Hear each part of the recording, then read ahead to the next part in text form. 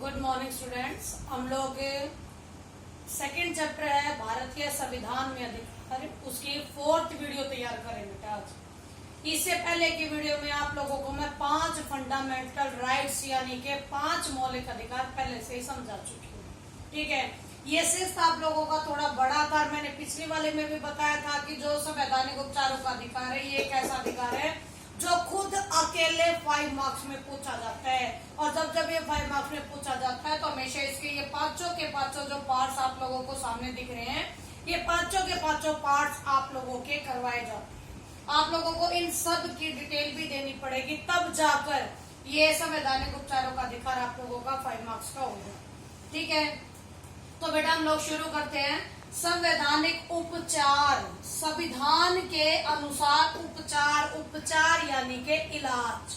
ठीक है, यानी के जो आप लोगों के 5 मौलिक अधिकार पढ़ाए गए हैं, एक समानता का है, एक स्वतंत्रता का है, एक शोषण के विरुद्ध है, एक आप लोगों का धार्मिक स्वतंत्रता है, एक सांस्कृतिक व शैक्षिक अधिकार है, 5 है। इन पांचों की रक्षा करने का अधिकार इस संवैधानिक उपचारों के अधिकार में इंक्लूड है। ठीक है, इसका अगर मैं डायरेक्ट एक लाइन में अगर बताऊं बेटा, तो ये संरक्षक है सारे मौलिक अधिकारों का।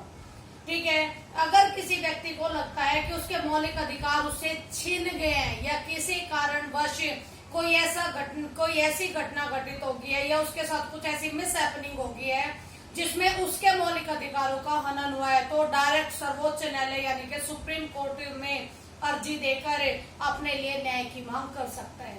ये सब वो संवैधानिक उपचारों के अधिकारों के तहत ही कर पाता है। ठीक है, और आपके अंबेडकर जी ने भी, भीमराव अंबेडकर जानते हो ना, भीमराव अंबेडकर जी ने भी इसे संवैधानिक उपचारों के अधिकार को संविधान की आत्मा के रूप में माना है। ठीक है, मौलिक अधिकारों को माना है भाई ये आत्मा के रूप में काम करते हैं, लेकिन उनमें भी मेन आप लोगों का संवैधानिक उपचारों का अधिकार को ही ज्यादा महत्व दिया गया है। अब देखो बेटा, संवैधानिक उपचारों के अधिकार में हम लोग इन 5 पोर्शन को पढ़ते हैं। 5 पोर्शन में पहला है बंदी प्रत्यक्षीकरण। वर्ड का मीनिंग बेटा पहले से समझाती आई हूँ, एसएसटी 1 सेकंड में आ जाएगी। बहुत इजी है, ये चुटकी बजाई और यहाँ हमें बिल्कुल क्लियर हो गया कि बंदा सामने से पूछ क्या रहे।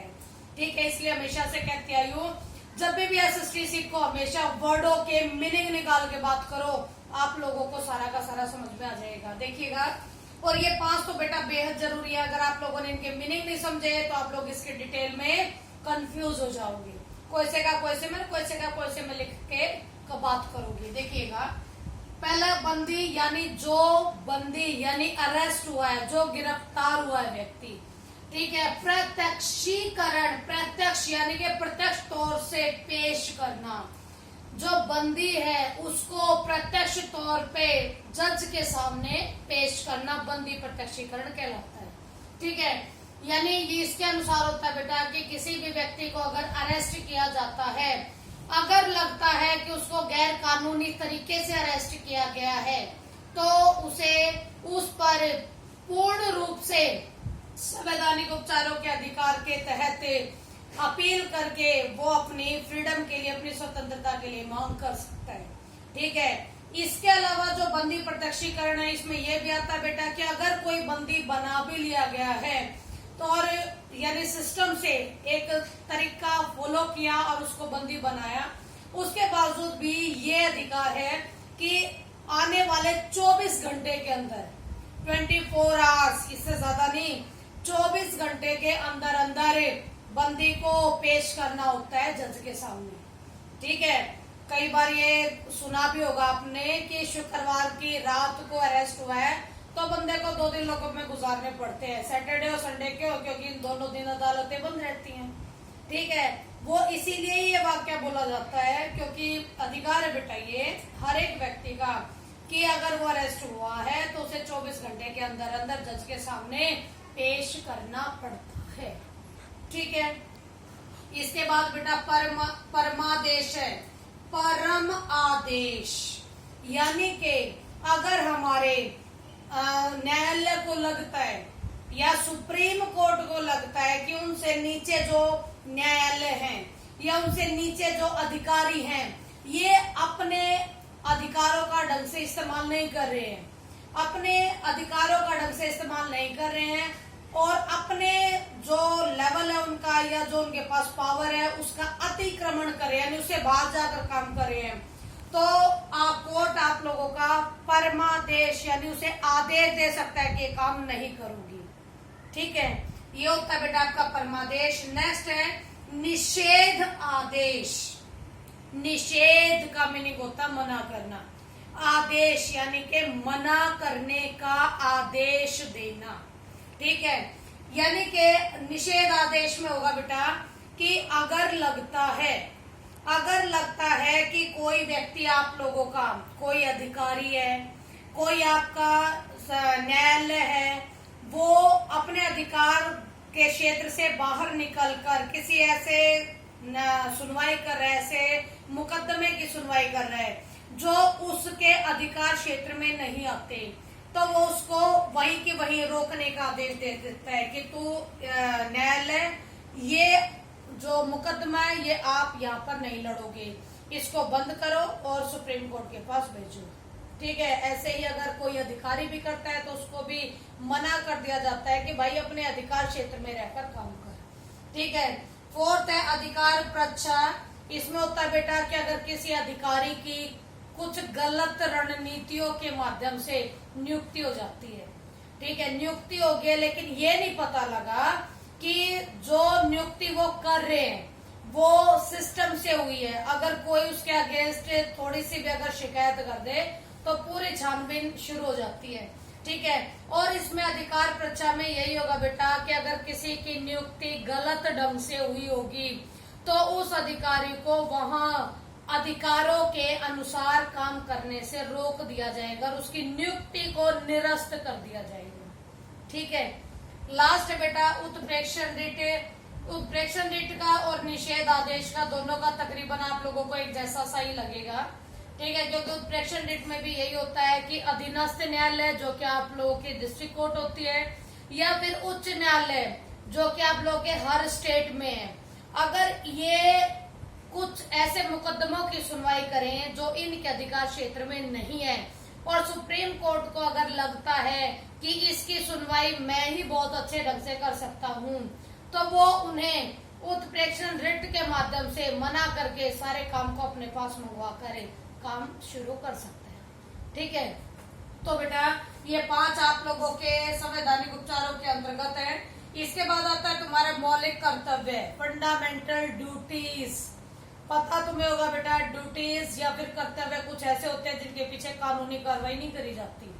कानूनी कार्रवाई नहीं करी जाती लेकिन उम्मीद की जाती है, भारतीय होने के नाते उम्मीद की जाती है कि ये किसी भी तरीके से प्रॉब्लम क्रिएट नहीं करेंगे और जो उम्मीद की जा रही है कि ऐसा ऐसा करेंगे, इस तरीके से देश का, राष्ट्रगान का, अपने मानवता का परिचय देंगे या फिर स्वच्छ भारत अभियान जैसे अभियान को आप सफल बनाएंगे। यानी ये सारी ड्यूटीज है, इसमें ये सारी ड्यूटीज हैं जो कि आपकी मौलिक ड्यूटीज या फिर मौलिक कर्तव्य कहलाती है।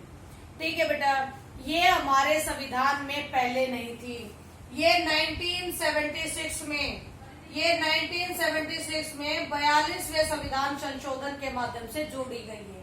ठीक है, 1976 में 42वें संविधान संशोधन के माध्यम से जोड़ी गई है और जो आपकी फंडामेंटल ड्यूटीज है ये अनुच्छेद 51A में बहुत अच्छी तरीके से शामिल की गई है। ठीक है बेटा, और आज के टाइम पर अगर हम बात करें तो हमारे मौलिक कर्तव्य आप लोगों के 11 हैं। ठीक है, ये पूछी भी जाती है कि अभी हमारे पास कितनी मौलिक ड्यूटीज है। इसमें जो फंडामेंटल ड्यूटीज में 11th है, वो 11th बेटा तुम्हारी 2001 में आकर जुड़ी है, जिसमें ये डाला गया है कि हरेक अभिभावक यानी कि हर माता पिता की ड्यूटी बनती है कि वो जिन बच्चों को पैदा करता है उन्हें वो शिक्षा ग्रहण करवाने में मदद करे। यानी 100% तरीके से शिक्षा ग्रहण करवाए। जितनी उसकी औकात है, जितनी उसमें क्षमता है, वो इस हिसाब से अपने बच्चे को शिक्षा तक पहुंचाए। ठीक है।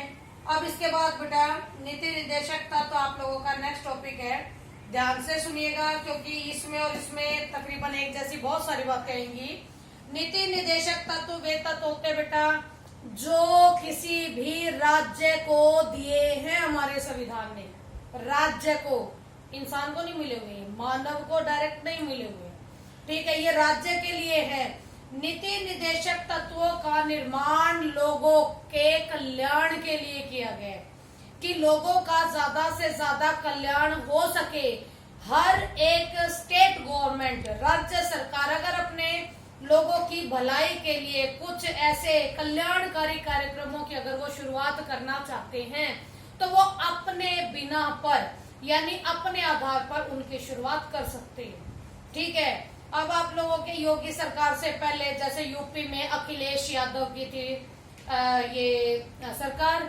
ठीक है, जो अखिलेश यादव था उसने अपनी तरफ से अपने लोगों के यानी जिन लोगों के पास बहुत छोटे लेवल पर, अपने लोगों के पास जहाँ पर बहुत छोटे लेवल पर जिनके पास कमाई नहीं थी, ठीक है, उनको उनके लिए कल्याणकारी कार्यक्रमों की शुरुआत करी और अपने राज्य सरकार की जेब से निकालकर 500 रुपए उन महिलाओं के खातों में हर महीने पहुंचाता था ताकि लोगों का कुछ कल्याण हो सके। ये सब बेटा आपके नीति निर्देशक तत्वों में ही आते हैं। ठीक है। इसके बाद लास्ट टॉपिक तुम्हारा बचता है कि मौलिक अधिकार और नीति निर्देशक तत्वों में अंतर क्या है। ये आप लोगों का 3 मार्क्स में भी आता है, यही आप लोगों का 5 मार्क्स में भी आता है। ठीक है, ये भी बड़ा इंपॉर्टेंट सा है। मैं दोनों में देखो अलग अलग करके बता रही हूँ, ध्यान देना बेटा। बहुत छोटा बहुत इजी है। मौलिक अधिकार जो है हम लोगों ने संयुक्त राज्य अमेरिका यानी कि यूएसए से लिए, जबकि नीति निर्देशकता तो हमने आयरलैंड से लिए। ठीक है। मौलिक अधिकार हमारे जो संविधान है उसके भाग अध्याय 3 में, जबकि नीति निर्देशकता तो अध्याय 4 में। ठीक है। मौलिक अधिकार डायरेक्ट लोगों को मिले हुए हैं, लेकिन नीति निर्देशक तत्व डायरेक्ट लोगों को नहीं मिले, ये राज्य को मिले हुए हैं। राज्य से ये लोगों तक पहुंचते हैं। ठीक है। मौलिक अधिकार जो है आप लोगों के, ये व्यक्ति के महत्व को बढ़ाता है, लेकिन नीति निर्देशक तत्व आपके राज्य और सरकार के महत्व को बढ़ाता है। ठीक है। मौलिक अधिकार है आप लोगों के हर तरीके से मानव के विकास में सहायक है। थोड़ा सा भी अगर प्रॉब्लम क्रिएट हो जाए तो मौलिक अधिकार के अकॉर्डिंग हम लोग डायरेक्ट सुप्रीम कोर्ट में अर्जी दे सकते हैं, लेकिन नीति निर्देशक तत्व जो डायरेक्ट मानव को फॉलो नहीं करते हैं, राज्य की मर्जी के आधार पर मानव तक पहुंचाए जाते हैं। और अगर नीति निर्देशक तत्वों का कहीं विरोध हो जाए, यानी अगर हमें लगे कि राज्य हमारे लिए नीति निर्देशक तत्वों का इस्तेमाल करते हुए हमारे लिए कल्याणकारी कार्यक्रम नहीं कर रही है, तो भाई इसके पास कोई कानूनी कार्रवाई नहीं है। ठीक है। यानी नीति निर्देशक तत्वों के लिए हम किसी भी एंगल से डायरेक्ट जाकर सुप्रीम कोर्ट में या फिर किसी भी कोर्ट में नहीं बैठ सकते हैं। किसी भी कोर्ट में नहीं बैठ सकते हैं कि भाई हम लोगों को हमारे नीति निर्देशक तत्व नहीं दिए हमारी सरकार ने, और नीति निर्देशक तत्व न देने की वजह से हमारा फलाना नुकसान हो गया, ऐसी कोई कानूनी कार्रवाई हम नहीं कर सकते। यानी कि मौलिक अधिकारों के पीछे कानूनी कार्रवाई यानी कानूनी अधिकार है, कानूनी कार्रवाई का डर भी है, लेकिन नीति निर्देशक तत्वों के पीछे किसी तरह की कानूनी कार्रवाई का डर नहीं है। अब इसके बाद देखिएगा बेटा, एक लास्ट मैंने हल्का सा लास्ट में लिखवा रखा है तुम्हें, संपत्ति का अधिकार। ठीक है, बताने का कष्ट मैं जरूर करूंगी बेटा। जो संपत्ति का अधिकार है ये पहले आप लोगों का फंडामेंटल राइट्स में ही हुआ करता था। पहले हमारे पास 7 फंडामेंटल राइट्स थे। ठीक है, जिसमें 7वां आप लोगों का संपत्ति का अधिकार भी था। ठीक है, लेकिन इस संपत्ति के अधिकार पर प्रॉब्लम शुरू हो गई थी 1968 से। ठीक है, 1968 से ही प्रॉब्लम शुरू हो गई थी, क्योंकि सरकार ने जमींदारी प्रथा खत्म करने के लिए ये डिक्लेयर कर दिया था कि हम संपत्ति के अधिकार को समाप्त करना चाहते हैं और इसके बदले नीति निर्देशक तत्वों को प्रभावी बनाना चाहते हैं, ताकि जो पैसा केवल अमीरों के पास है कहीं ना कहीं उसको गरीबों तक भी पहुंचाया जा सके। ठीक है, तो जमींदारों ने इस सरकार के इस फैसले के खिलाफ कोर्ट में अर्जी दे दी थी। 1968 से प्रॉब्लम शुरू हुई थी और ये प्रॉब्लम 1978 में जाकर खत्म हुई, यानी पूरे 10 साल लगे। इस पूरे 10 साल में आप लोगों का 44वां संविधान संशोधन पास हुआ था। ठीक है, 1978 में 44वें संविधान संशोधन के बाद 44वें संविधान संशोधन के बाद से ही संपत्ति के अधिकार को मौलिक अधिकारों की लिस्ट से निकाल दिया गया और इसकी बजाय संपत्ति के अधिकारों को कानूनी अधिकार में शामिल कर दिया गया। ठीक है बेटा, यहाँ आप लोगों का ये चैप्टर खत्म हो जाता है, फिनिश हो जाता है। ठीक है, इस चैप्टर के यहाँ खत्म होने के बाद अब नेक्स्ट चैप्टर की वीडियोस में आपके पास जल्दी भेजने का काम करूंगी। और बेटा कुछ समझ में ना आए तो प्लीज कमेंट करके मुझसे पूछ लेना। ठीक है, okay, thank you very much.